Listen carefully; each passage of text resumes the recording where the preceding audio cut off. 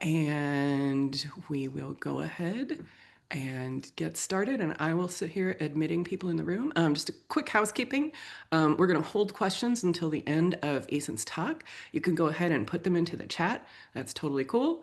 And when we get to the end, then he can go ahead and answer them for everybody. So I hope that's good for y'all. And let's go ahead and get started. I will hand it over to you, Eason, and I will mute myself. Yeah, sounds good. Thanks, Mandy. Hey, everybody. Morning, evening, wherever you're dialing in from. My name's Eason. I'm the product manager at Databricks, responsible for our dashboards product, but also, work on Databricks One and all AIBI generally. Just a little bit about me. I'm a full-time PM, but I also really like ramen. I think critic is probably not the right word, actually. I probably would say just an enjoyer of all Japanese ramen. I think I've been to something like 40 different shops in the past couple of years. I try to go wherever I visit to find a local shop. And yeah, I'm a big F1 fan, unfortunately a Ferrari fan. So if anybody in the room is a Ferrari fan with me, sorry, mutual suffering, trauma bonding, whatever you call it. I feel you. Okay, so here today to share the latest and greatest in AI BI. Talking about dashboards, talking about Genie, Databricks One, how everything comes together and where the whole product line is going. And what I thought I'd do is do a couple of slides just to kind of walk through at a like kind of level set where this product line is, the motivation behind this investment. Probably only spend about 10 minutes of the time on that and then spend the rest of it actually in the product, showing you guys the actual features, what it feels like, and also looping in the Metro Views piece as well. So if that sounds good, let's just jump straight into it. Taking like the big step back is Databricks is here to democratize data and AI to every organization. And historically, that organization has meant the data scientist, the data engineer, the technical user who could be in Databricks, right? And they made notebooks, they made jobs, and they were happy. They got a lot of value out of the tool. But then there's this whole other class of kind of less technical users, your marketing, your finance, your executives, right, who just want to consume insights and want like a more user-friendly way to do analytics. And that's what traditionally BI has been for. But one challenge we heard from our customers, when they were using Databricks and third-party BI, is that, when you go take data out of Databricks into another tool, it meant you had to copy your data and you had to copy your governance policies. And so what that meant was it started introducing multiple teams, using multiple systems, which means you had now multiple platforms to manage. And when you do these extracts, you have to choose between performance and scale. So if you want it really fast, you can move a lot of data. If you wanted to move a lot of data and you wanted it really fast, it was often really expensive. And then increasingly with, organizations wanting AI-based tools like, hey, I want a chatbot that can answer data-related questions. All of that is super, contextualized on the actual data that you have, right? So, hey, like if you're doing a sales chatbot and you're only able to give it sales data, the moment this viewer wants to relate it to, something in marketing like a campaign and that data isn't in that tool, you don't have that context, so you don't have the ability to do it. And that's another extract, another pipeline if you want to satisfy that need. So all these things together, what we found is that, Databricks with everything that, we had built up to date, puts us in a great position to do a native BI solution. And what that means is we can offer you unified governance, right? So where your Unity catalog governance policies apply across not just your data scientists, but also the consumption layer of BI, also in the questions that Genie can answer. But then also scalable, right? So all the underlying infrastructure investments we make DB SQL faster, the same SQL query gets faster every year, just from improvements to our engine, also flows through to dashboards and their execution. And finally, when all of your data is in Unity Catalog, it puts you in a great position to also use that as context to power Genie and other AI assisted tools. So, your business definitions might live in something like a job, right? And that's, concepts that we want to allow you to pull into a Genie space, to just give you much more kind of usability across this. So that's the high level. And where we landed is a new investment in a product line that we GA'd last year called AIBI. And there's two key products here. One is dashboards and the other one is Genie. And for those who haven't used this tool yet, it's natively included in DB SQL. There are no additional licensing costs. There's no per seat pricing. Even for if you embed dashboards to external users, there is an additional pricing for how you consume this. And it is just based on the SQL warehouse that you would use, that you conventionally did for your other workflows. And dashboards is your canonical, reporting surface. You got filters, drill throughs, and so on. And Genie is the conversational interface. And when we first launched these two products, they were kind of distinct experiences. But as you see today, we're really working to tie these two things together with like a floating chat window as part of a dashboard that lets you, directly ask questions. Okay, so a couple slides on dashboard just to give you a feel for what it is. We wanted to do data visualizations in the era of AI with this new dashboard investment. And what that meant was, AI-powered assistance for authors and consumers. I'll show you that in a second. It meant optimized for interactive performance at scale. So that's a lot of buzzwords, but what it really means is, hey, like we have clever caching to help you do filtering really quickly on the front end. And then we also leverage all of the performance benefits of DB SQL under the hood to let you query, large amounts of data without the bottlenecks of conventional BI tools. It also lets you design, it's designed for secure distribution across your organization. So, again, everything that you access in dashboards is enforced by Unity Catalog. And, there's no reinventing of the wheel for how governance is done on the BI layer of Databricks. To give you an idea for kind of the things that we're able to build in to help authors build faster, but also consumers consume more flexibly. On the authorship side, there's AI assistants to help you describe charts in natural language in AI BI. You can do one-click forecasting. We have a line chart. We can apply an out-of-the-box model to give you forecasting for the next couple of months. Um, there is assistant built in the same way for Notebook and SQL data to help you write SQL. And you can do that for the SQL that's powering your dashboards as well. So that experience is consistent across the platform. On the consumer side, you can ask Genie to ask follow-up questions to data, right? So, hey, like if this is showing you average sales over this entire region and you want to slice it by a specific city and your dashboard author didn't give you a filter to do that, you can ask Genie to do that. And that saves so much time in the real world for, how much, how many follow-up questions you can expect a typical, analyst to get, when they publish a dashboard for consumers. And I'll show you all of that in a second. But one thing that I'll mention is, although AIBI is a newer tool, it is 100% in our ambition to become, a tool that can be the only BI tool for an organization, especially with data zone Databricks. And we know that means you need governance features, you need, rich interactivity, you need basic things like tagging and certification. And in the past year, we've added a ton of features in all of these fronts, right? So not only can you do more in the dashboard canvas with box plot, with Sankey, you can also do way more kind of complex governance with things like tagging and certification that just went to public preview. And then you can also start sharing dashboards, within your organizations through embedding, but also to your end users, with things like embedding for external users, where the end user doesn't even need a Databricks account and doesn't need to be a part of your IDP. And I've talked a little bit about dashboards now, but like I said, a good dashboard can answer many questions. Like here's an example sales dashboard. You can talk about how much pipeline we have, what's the deal value. But typically the more useful a dashboard, the more enthusiasm the author gets and the more follow-up requests they get. And before you know it, there's like 20 new requests like, hey, can you break this down by risk? Can you break this down by deal size? Can you calculate this new metric? And that quickly overwhelms this original clean dashboard that told a good story into, a 10-page dashboard, with tons and tons of details. And suddenly you've satisfied all these requests individually, but the big picture got lost, right? And a new user using this dashboard wouldn't really know where to get started anymore. That hurts the content. It hurts the performance. It means everything has to load every time. But it also hurts the feedback loop, right? So there's only, one common thing we get is like, hey, I'm a small data team. I build dashboards for my entire organization. And we're just drowning in this backlog of enhancement requests for things to our dashboards. And so we took this problem and we thought, what if you could talk to your data and what if you could give your end users this ability to self-serve all of those follow-up questions? And that's where Genie comes in. And so Genie really simply is conversational analytics. You basically give a Genie space a ton of context, like, hey, these are my tables, here's what my columns mean, here's how these tables can be joined. You can define those with SQL, you can define them with natural language in what we call the knowledge store.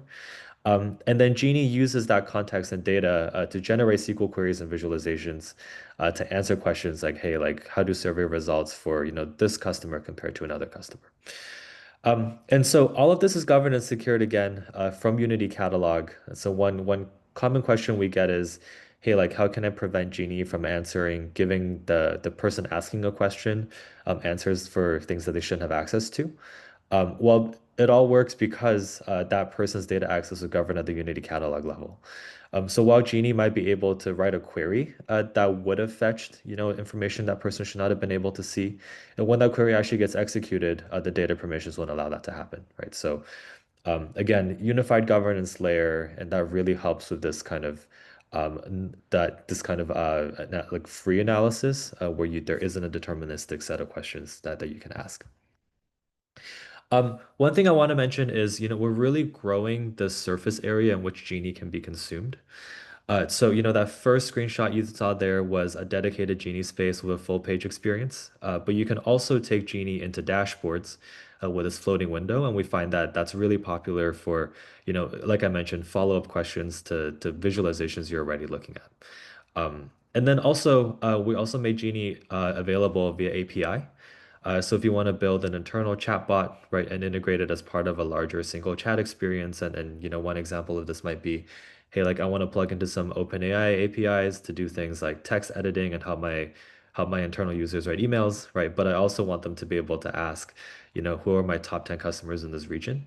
You can build a multi-agent framework where some questions get triaged to some AI models, and then other questions get triaged to Genie to run these SQL queries. So we're seeing that increasingly more popular, and we've seen the same thing get taken even to kind of like production applications that our customers are serving to their customers and partners.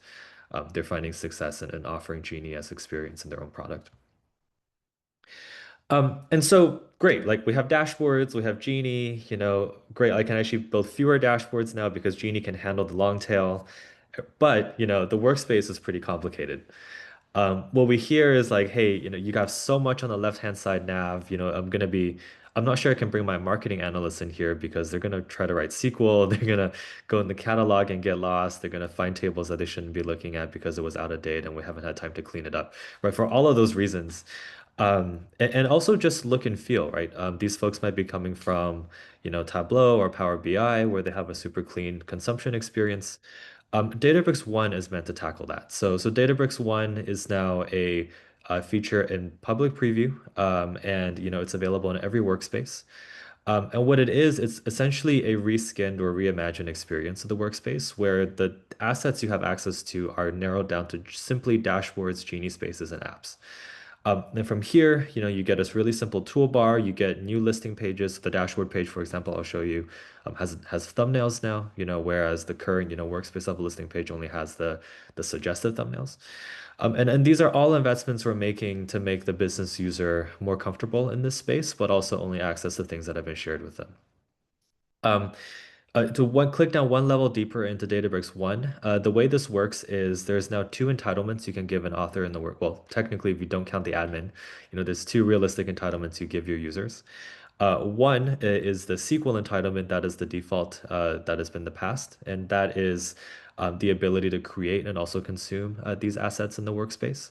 But there's also what we call the consumer entitlement. And so if you give a user only the consumer entitlement, Databricks 1 is the only experience they'll have access to. And what that means is this is the only screen they'll get. They'll only be able to view and edit, only view dashboards and Genie spaces and apps that are directly shared with them or a group that they're a part of. And when you have the SQL entitlement, which was gives you editing access, you can toggle between the conventional workspace experience and Databricks 1. So SQL users get both, and consumer entitlement users get this as their default and their only experience. And again, like I mentioned, it's meant to be interactive, and it's also meant to be super intuitive for end users who are used to kind of like looking at a more simplistic view of just their BI assets. And this also has built-in control, so this still only serves you dashboards and Genie spaces you have been shared. Governance is still done through Unity Catalog. So again, one platform, one way to do things, but a different experience for that kind of for that user. Like I mentioned, there's AI recommended content, there's dashboards, there's Genie, there's apps. But I think I've talked enough about the slides at this point. Let's jump into the product, and I'll walk you guys through what all of this looks like today. So, um, I believe you all see this. Is that right, Mandy? Can you give me a thumbs up if everything's still sharing right? Okay, cool. So let's start in dashboards. So the first thing you'll notice is let's go into publish view first. So this is what an end user experience now sees in an AI BI dashboard, right? So a couple of things I want to highlight here is, first of all, things load really quickly because we have a 24-hour cache in dashboards.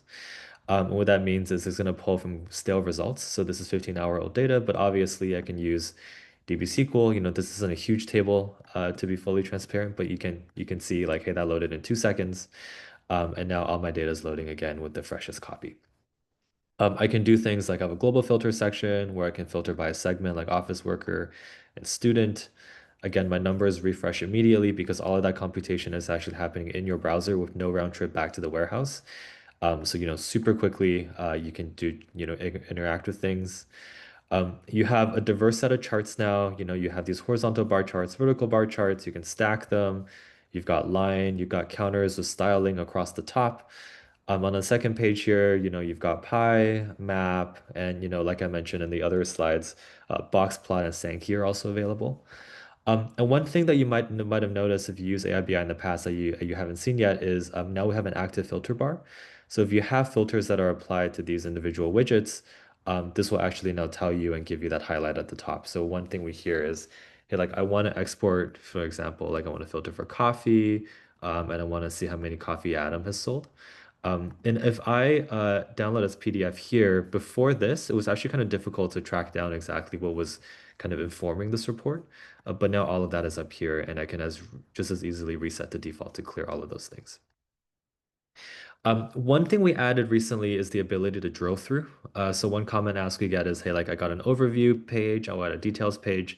If I want to provide a path for my users to say, hey, like I only want to learn about egg sales, I can right click on egg, I can say drill through the details, and that auto fills this drop down here and say, hey, like now we're going to be filtering specifically on eggs. And obviously I can reset that, but that's just a really simple way to go from dashboard to dashboard or page to page specifically to do that. And then one other thing I wanted to show is, embedding is super simple.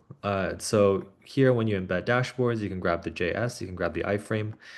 This is what we call internal embedding or basic embedding. And this basically just puts an iframe into a Confluence or a Salesforce or an internal BI portal, and it renders exactly the way you would expect. But one thing that I actually want to pull up and show you guys is we can also now do externally embedding. So I have a local hosted application here. And what this is that you're seeing is kind of a mock of a tool that you might offer to your end customers and partners. So this dashboard, again, you got multiple pages, your drill through still works, your cross filtering still works, right? And everything we showed, including the performance, is the same. Is actually embedded in a tool where you don't have to log into Databricks anymore. So this is being authenticated entirely by a service principal. And every time this loads, you can programmatically also parameterize the dashboard. So you can filter things for like, hey, client A can only see data that belongs to that client, and client B can only see their own data. And it all wraps up nicely in another third-party application like that. Okay, so real quick, back to the dashboard. A couple more things I wanted to show is the AI features. So let's go into draft mode and look at how some of the ways that AI can help, right? So one classic way is, hey, like I've got a data set here, somebody else wrote it, I'm not super SQL fluent, don't understand it, but I want to make a change, so I want to understand it first. So I'm going to go into the assistant here, and I can just really easily say like, help me understand this query by commenting, by inserting comments. So simple prompt, but what assistant will do is, okay, it's finding the latest date in the sales data. It's calculating the start of the last full week, right? So I can insert this back and can run the query. And as you can see, it's explaining to me what the query does, but I can just as easily ask it to make edits. On the canvas, so now you've got data prep with AI assistants. But now you want to make a map and say, your first time using dashboards, you're not really sure how to use this right-hand sidebar. We can just as easily recreate this together on the fly. So I'm just going to delete this. I'm going to come into here, move my zoom window out of the way, and drop a map. And I can say, hey, show me a map of all my stores. Let me hit enter. And what dashboards will do is it will go through, it will actually look at your data set, it will look at your columns and say, hey, like I noticed you have longitude, you have latitude. I'm going to pre-fill these two fields that the visualization accepts over here. And then I'm also going to color by store name. So it actually did the encoding for me. So I'm going to hit accept. And I have a map that's already going, right? Um, Now, one thing I didn't do is that I didn't do that size thing I had. So I can just as easily go into the UI because I didn't ask for it and say, hey, like, show me the size by the amount of sales that these stores are doing. And I find that the store name is a little bit redundant. I don't necessarily need to know all of them at the beginning. So I can just as easily go into color. And then I can say, hey, like, uncheck show legend. I'm going to get more space back. And now I have my table, my map. I can zoom in and I can edit it, right? So those are some of just the what how AIBI feels for when you create dashboards. And one thing the team is actively working on is a more agentic model. So right now you kind of have to like every task it is individually asked via the assistant. But we're also looking at things like, hey, can you string together multi-step analysis where, in one prompt you can get data sets, you can also spin up visualizations. You can do bulk edits like, hey, like I want to spin up 3 new line charts for these things, or like anytime you see date that's lowercase, I want to make it uppercase. Just making authors even more efficient with more tooling is something that the team is actively working on. So one thing I hadn't talked about yet, in this dashboard demo is Genie. So let me show you how that works. We've actually, if you use dashboard in the past couple of months, you might remember that there was a Genie setting in the publish modal, but we really wanted to simplify this publish dialog. So what we did is that we've moved some things into settings.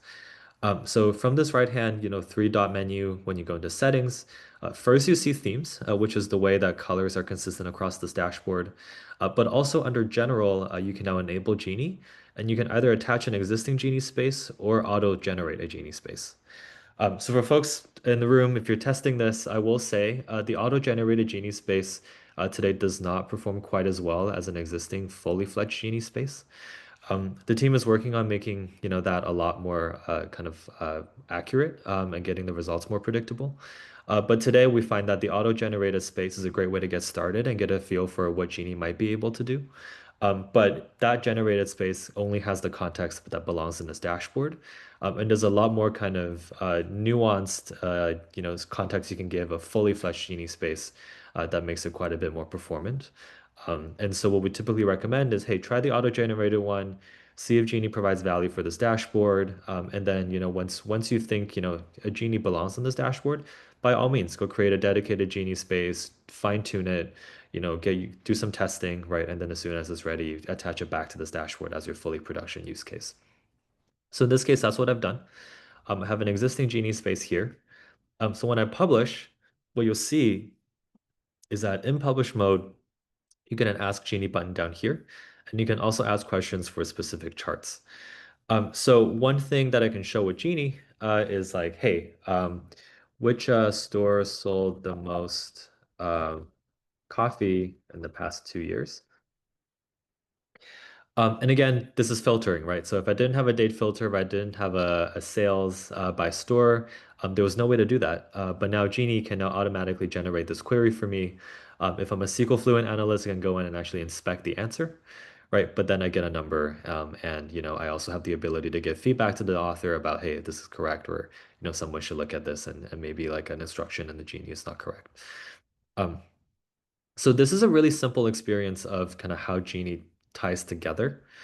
But one thing I wanted to show is, hey, like you can actually now also consume this in Databricks 1 and as part of the standalone Genie experience. So I'm a SQL entitled user, like I mentioned earlier, so I get both experiences. And through this top right-hand corner here, I can just jump into Databricks 1, right? So this is what my demo environment looks like. I can ask a question. I can choose what Genie space to ask questions on.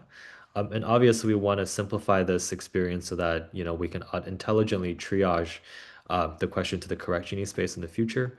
But today you have a drop down where you can actually choose which space to ask what question. And then when you ask that question, it bumps you into the full Genie experience. So I can say here, similar question, which stores did the most revenue, or which store gave the most discounts in the past 2 years, right? So we can see which store is running more promos. And again, Genie does that. It gives me another answer and it's playing the last little bits together. But it gives me a natural language answer like, hey, in the past 2 years, shop three did a total discount amount of 292. So that's the sort of things that we're building on the Databricks One side. And then right before we spend, even more time in Genie, I did want to take one step back to dashboards and show you guys metric views because this is actually a super important piece that we're investing in at the moment. Um, so the way to think about metric views is, to date, dashboards have been consuming tables and views in your Unity catalog. And then if you had additional calculations for things like, hey, this is how I want to define profit ratio on my dashboard. Here's what total revenue looks like. Here's how I define a large order count. Those were done in custom calculations and dashboards, which meant that your business semantics, like, hey, like, is a large order anything over $100 or is a large order anything over $1,000? Those definitions live in dashboards, which meant that, between dashboards, authors might not always have the same consistent experience or answer. So what we wanted to do is, we heard a lot of asks for, hey, like, can Unity Catalog give me an out-of-the-box semantic layer, right, where I can define all of these business metrics in a centralized place for my end users to just pull in, right? So I don't have to kind of give them definitions in SQL to paste. And that's exactly what we've done. So, here's an example of a data set. If I'm comfortable as an author thinking like, hey, this is actually something that's really valuable that I want other analysts to use, I can come in here and I can do what I call export to metric view. So when you export to metric view, I'm just going to give a new name like community uh, community demo, right? And then I can create. What it's doing is that it's translating this data set into a YAML file, and then it's creating a new metric view. So let's do that. I get a link to look at my metric view. But if we jump into the catalog now, this new UC asset now not only includes the dimensions, but also includes the measures, right? So here I can do things like, profit ratio as reviewed by finance team, right? I can add these comments. And then now I can actually do a lot of really rich business semantic definitions as part of a metric view to be consumed in dashboards down the line, but also in Genie spaces. So this is a lot of context like, hey, here's how to use this measure. Like, hey, like you can say things like, hey, when somebody asks for, profit, what they really mean is profit ratio. And then those are the types of comments you can give as part of a UC asset so that when Genie consumes these spaces, you actually get way more context in a centralized place. And now obviously back at the dashboard, I checked that box where I said, hey, like, can I pull this dashboard now back into, can I pull this metric view back in the dashboard? And that's exactly what we've done. And so here we've obfuscated away the underlying SQL and all you get are the measures, you get the fields, and I can create a new tab, for example, I can drag a new visualization up here. And if I say like, I want to look at this metric view specifically, and I want a counter visualization, and I wanted to filter on something like, my sales, where like I can immediately do that, and now I get a new number. So just as easily, we've pulled that back into the metric view. I know we're doing questions at the end. I want to make sure we get to all of them. So one last thing I wanted to show that's really exciting on the Genie side is we've invested in something called a research agent. If you came to Summit and watched our talks, you might have remembered it as what we called deep research. But this is going to be in private preview imminently and allows Genie to ask much harder questions like how do I improve profitability across um, all of my stores. And you can imagine this is the type of question where, there isn't a SQL query that will on its own be able to answer this, right? This takes thought, it takes analysis, it's a multi-step question. And so what Genie will do, similar to kind of other LLMs you might have seen now is it will go through a run plan and actually do a multi-step analysis. So based on my prompt, is generating initial research questions, is asking itself, hey, like I need to get a profitability baseline. I want to look at it per store. I want to look at, profitability drivers. And I asked this question earlier because this takes a minute to run, just given how many SQL queries it's going to try to run and analyze. Is hey, like this is actually what the answer looks like. So it's given you all of its thoughts. It's looking at profitability by product and store. And then based on this, it actually generates additional research questions like, hey, like I want to understand the relationship between discount amount and profit margin. It's really going down the right track in this example, whereas it's like looking at all the factors that drive profitability. And then the answer it gives is that, your stores operate with remarkable consistency of 42% profit margins, pretty good for a coffee shop, right? And then the current performance baseline is that, this is the spread. Um, Now, the critical driver is discount management. So transaction with no discounts achieve 44% margins, but those with discounts achieve 33% margins. So maybe we're running too many discounts and that would improve things, right? And so all of these pieces of analysis are actually cited. So when we do all of the work upstream to give you kind of the individual answers to these questions, those are all stored. So if you are a little bit skeptical, for example, on the average profit margin, you can click on source, and these individual steps also have their own summarizations, their own sequels, their own visualizations, right? So deep research, it's a great way to get started. It helps you kind of think about the problem.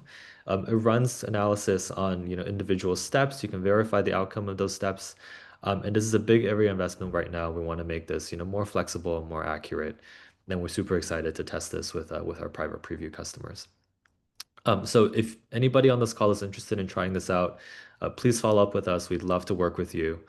But this basically wraps up the demo. I showed some dashboards, some Genie, some One, some metric views. Hopes it gives you an idea for where the product is going and where it's currently at. But yeah, at this point, happy to take questions. Mandy, should I go from the top? Yeah, let me go through and read them to you, and then you can answer them. Let's Yeah, see here. So, choo. Does auto-generate Genie associate the relevant tables from the dashboard and the queries associated with the dashboard? it does. Yeah. So the way the auto-generated Genie works is that it takes the tables that you've taken, it takes the SQL, the calculations that you define in that data set, and also the way you've put them in visualizations, and all of that is fed into the model as context. So you wouldn't be able to, well, you can obviously try to ask questions that are not related to the data in the dashboard, but Genie won't be able to query any table outside of that scope. Cool. Next is from Satej. Any plans for visualization details to be loaded in the Genie API, similar to query execution in Genie API? Yeah, it's a great question. Plans, yes, definitely. We don't have a timeline for when that's going to come available. It's something that, to be fully transparent, is a big feature request that we get. It comes up, in most conversations we have with Genie API customers. The reason it's not quite available yet is that we're still just fine-tuning the quality of the visualization. If you use the visualization feature in Genie today, you might see that, there are still some percentage of visualizations that aren't quite perfect. It's not exactly what you asked for. And so we've exposed the Viz editing UI in Genie to give you that last mile tweak. But obviously in the API, what you get would be static. So we just want to make sure the quality is fully there before we expose that. Awesome. Okay. Next is from our dear Simon. Do you have any plans to add a low-code tool that would allow people without strong SQL skills to use it effectively? At the client I'm currently working with, they rely heavily on Power Query because they're not that versatile in SQL. Yeah, great question. Active development.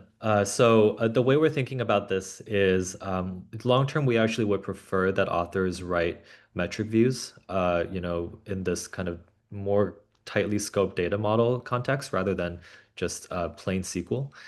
So the metric view experience will come with a low code editor soon. It's going to be, available in the catalog view, but also natively embedded into dashboards.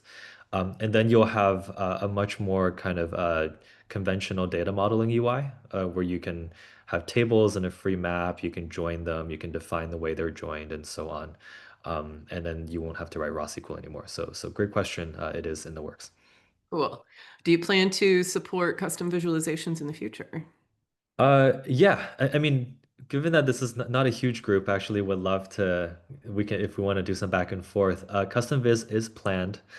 There's a couple directions the team is exploring. One is looking at supporting Python directly, which allows you to bring in libraries like matplotlib, and then the world is your oyster and how what you want to do there. The other one is exposing a set of APIs for the visualizations library that we use called Vega Lite. And then as a developer, you can develop your own visualizations with Vega Lite and upload it and then, do that. But then that's kind of separate from the data layer. So if people have thoughts on what they prefer, kind of what they're looking to achieve of custom viz, it's super fun to talk about. So if you, Sisman, if you want to unmute, well, I'd love to hear it. Yeah, go ahead, Simon, Oh, if you Simon, want. sorry, I really butchered that. That's okay. I may have butchered it too. Go ahead, Simon, if you wanna share. Yeah, once again, could you repeat? Yeah. Did you want to ask any more questions? I wanted to know if you wanted to just ask any more questions to Eason. Okay. Regarding visualization, I wanted to Yeah. ask because for my client, they are using Power BI and they are using many custom visualizations in JavaScript or Python. So Mhm. that's why I wanted to ask. But if there are plans to add this feature in the future, so that's great. So yeah, and I think Cool. Great. Thanks for the question.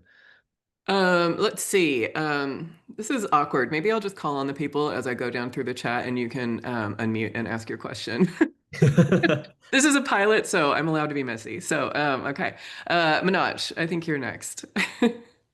Okay. So I think we addressed the right back. Just real quick, right back is something that we've heard requests for. It's something that we want to do. It's not in our immediate roadmap, but it's not something we're not investing in. Yeah, Sorry, I missed that one. no problem. Okay. Sorry, Manoj, go ahead. Yeah. So, question on my side is, let's say a transition plan, right? A lot of Yep. my clients work on, let's say, a Tableau CRM. So they are used to a per user, per month, fixed cost-based license model, Mhm. right? So you're getting that end user now to move to a usage-based consumption model, where Yep. actually a lot of the demo you showed, right? The more intense the queries, the more his meter is going to go up. Yep. How are you managing that transition from a user perspective? Yeah, so one thing I'll say is typically in these tools, when you pay for the license, you still pay for the underlying compute. So you pay both, right? Like Tableau query still runs on some compute that is being charged somewhere. So generally speaking, we see big cost savings when you eliminate the license. But there is, all the work that we do on the platform level to eliminate unnecessary queries, right? So dashboards have a cache, right? So for the same user, for the same credentials within a 24-hour window, if you open a dashboard multiple times, we don't run queries. When your data sets are reasonably sized and you filter on that dashboard, we don't run queries, we do the compute and the servers on the client side. And then, on the Genie side, right, like obviously like the run plan is something that you can pause at any given time. And then we do encourage folks to, use gold tables, right? And then just manage the data volume and pre-aggregate where possible to just make, it's for performance, but also for cost. But at the end of the day, it comes down to how customers want to manage their warehouses. And all of the best practices that already exist are the same for API. Got it. And just a follow-up question, right? So technically, let's say in the assets world, you already have these dashboards which are built, right? Right now, I have a user who's looking at a pre-built Tableau dashboard with the functions, the joins in place, Mhm. right? So you're literally talking about kind of ripping it apart and rebuilding it in the Databricks layer. So technically, how do you see that transition? Is there like a work plan? How does that technically in-depth work? Yeah, that makes sense. So today, there isn't. Well, what I would say is the data modeling part of third-party BI tools we're addressing in the metric view layer of AI BI. And then the visualizations, we're always working on, specific parity items like, hey, I want to do a column sum total on a bar chart, for example. Like that's something that we're always investing in. Today, there isn't necessarily a migration experience. What we're seeing generally is especially, in the case that, hey, like dashboards don't support all the visualizations in Power BI, for example. Like that's something we know, and like not all of the data modeling capabilities are there yet. And what we're seeing is customers are looking at, like what are the opportunities to use AI BI in new use cases. And so, for the things that don't need to go to a third-party tool, they're rebuilding or they're building new in AI BI. And as feature parity gets better and they're able to replicate the experiences they have, for things that make sense, they do start to migrate them back. But again, like ultimately, we're here to give customers choice. It is not necessarily like a Databricks recommended path one way or another. But we just, based on so much interest in doing everything in one platform, this is just the default choice that we give. Okay, cool. Any other questions for you, Minat? You good? No, good for now. Okay, great. Let's see, who's next? Satej, you had a few questions. Did you want to unmute and ask them, or I can do it for you? It's up to you. Hope I'm audible. Okay. Let's see here. So any suggestion Hope on, I'm audible, Mandy. are you there? Can you hear us, Satej? Can you hear me, Mandy? Yes, I hear you, sir. Okay, perfect. So I think one question which I have is maybe I just wanted to understand, and I'm not sure if there's a documentation on this as such, but what I observe is when I give a very huge instructions in Genie, Mhm. it tells me that it becomes, it's too large for it. It's Mhm. bad because it also suggests me that some of the table queries could also be limited. Maybe it is taking a guess at the token limit at what it could be. But how does it eventually work? Because eventually we receive a lot of feedback, right? Let's say you have to accept or reject a particular query from your stakeholders.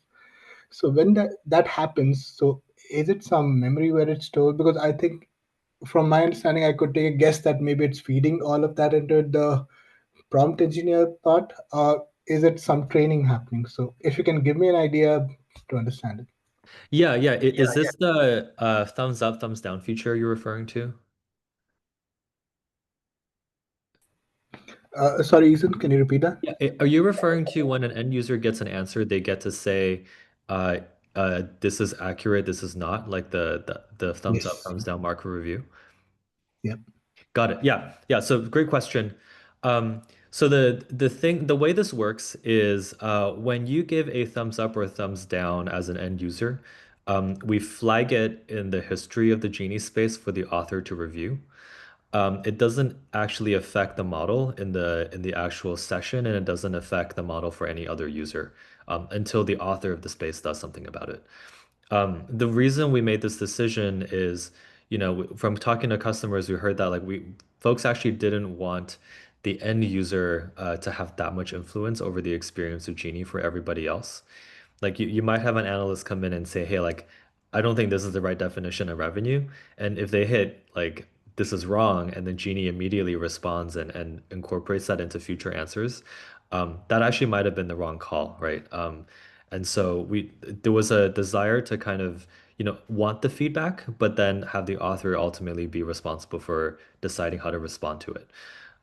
So what you actually have is in the monitoring tab of as a space author, you get to see all the questions being asked and which ones have been flagged. And then one for the ones that weren't, done properly, then you can put, example SQL, you can give it more context, so you can troubleshoot that. Sure. Thank you so much, Ethan. No problem. Let's see here. So next we had Dayan Jyoti. I hope I'm saying that right. If you wanted to ask your question. Yeah, Mandy, thank you. Hey, Eason, that was a great presentation. Thank you.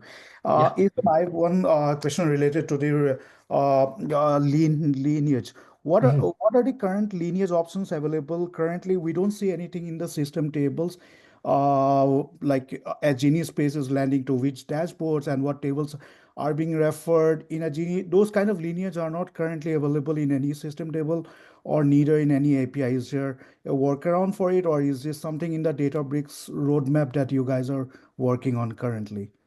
Yeah, can you help me understand what are you trying to understand with lineage? We do have some systems table coverage and audit logging, but it's more helpful Means if I create a Genie space on like some particular tables like sales, marketing, so I wanted to understand like it's landing in which dashboard. Is this functionality available currently in any of the that systems? that should be. So if you go into lineage on any UC asset and you hit the lineage tab, you should be able to find which Genie spaces are you. Let me I might be able to pull this up right now actually. Give me 1 second.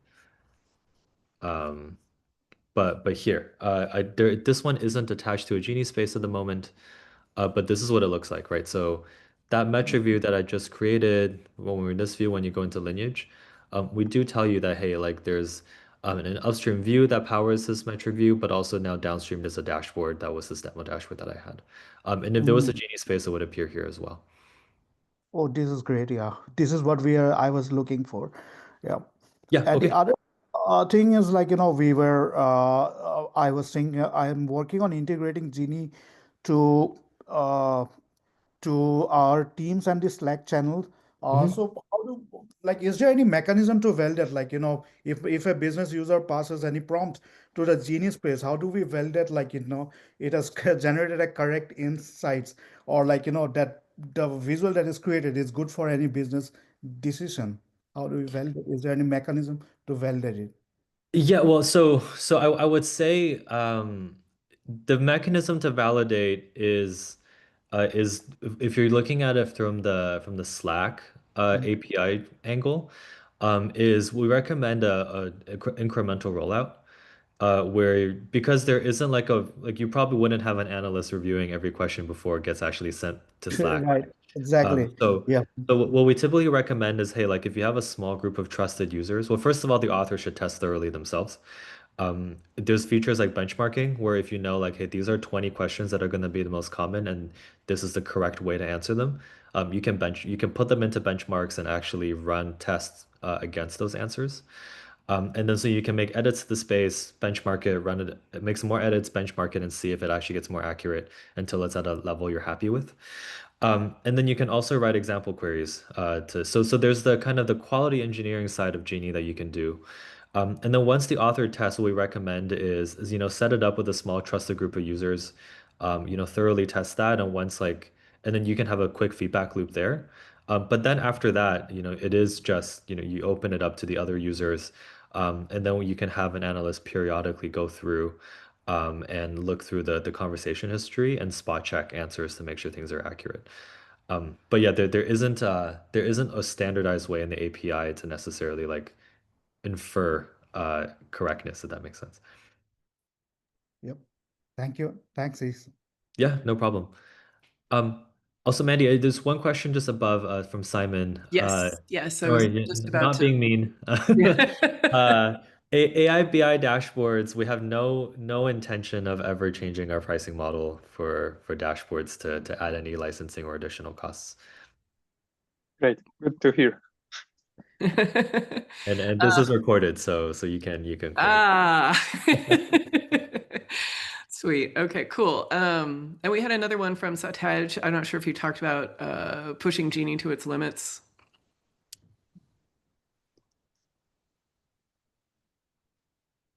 Yeah, I think I understood the part with Ginny. So the next question I had was when you integrate Ginny with, let's say, Databricks apps. When you create a Databricks apps, there are two features. One is the service principal based authorization, and the second one is the user authorization. So what a user can do. So Mhm. there currently it is in public preview. So any idea when we are planning for a general availability across all organizations? For apps? For apps, yeah.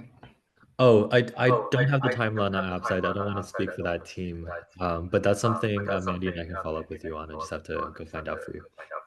Sure, thank you. And then Sataj, I think you had the very last question in here about possible GA of availability of user scope. Oh, we just talked about that in Databricks apps. Okay. All right, great. Cool. Any last questions? I think next time I'm going to do hand raising instead of the chat thing because that was annoying. Cool. Maybe, Mandy, if you have time for one question, I would like to go with this. Please. So I think previously Ethan had said that the visualization API in Genie is yet to be planned. In the interim, let's say if different organizations are planning to also integrate visualization, let's say through Databricks. Mhm. So you could integrate it through Genie API, but let's say we figure out the data, could we give it to another LLM, kind of the serving endpoint and get some HTML, let's say for React charts or something, and show it here? Yeah, certainly. It becomes a bit complex, but what is your recommendation here in the interim while this?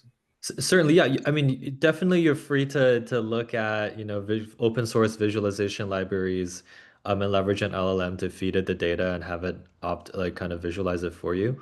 I will say, from the engineering team that's building that feature natively, it's not as easy as we thought. Getting the viz just right is actually quite tricky. But by all means, go for it, give it a go. We love to learn and see what you do, and if you get to something you're happy with, we'd love to see that. But yeah, it's something that other customers have tried and have found to be quite challenging. But again, it's possible.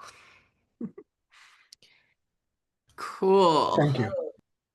Okay. All right. We're getting close. I think I scheduled this to 9:55 or something crazy like that. Maybe I got the whole hour. Who knows? But I just wanted to thank everybody for coming to our second Brick Talks ever. And I appreciate you with a little bit of the bumpiness, though the pilot stuff, I'm still figuring out exactly the right process. We used Google Meet last time, Zoom this time, testing out little logistics and paths and things like that. Most of all, I want to thank Eason for being so generous with your time and agreeing to come and talk to all of our wonderful community members. It's been so great to have you, and you have the best hair. I have to tell you, you have such great hair. But thank you all for your time. It was great chatting, and I appreciated all the questions. Awesome. And yeah, I'm going to be sending everybody a survey after this. I would really appreciate it if you fill it out because that will allow me to give data to my managers so I can keep this program going. So thanks again, everybody, and have a terrific rest of your day. Thanks all. See you later. Bye. Bye.